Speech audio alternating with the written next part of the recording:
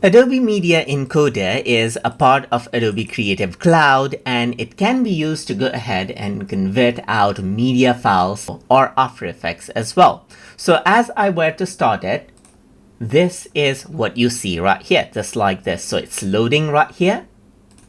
And now it has completed loading. So as I were to go ahead and see, you can see over here on the left hand side, you have an option to go ahead and browse the media. You have access to different sections right here. On the top, you got the file menu, which you can use to go ahead and access different features.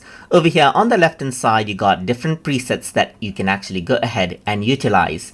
Over here on the right hand side, you see the encoding detail area, and then around over here you can see the queue where you can actually go ahead and add in the media files, and then you got the watch folder right here. You can go ahead and click and drag the interface elements right here, just like this right here. You can even go ahead and, let's say for example, drag out this tab and keep it around over here just by dragging out. So you can see that there's different workspaces right here as well, and you can go ahead and enable and disable the different workspaces elements as you want right here as well.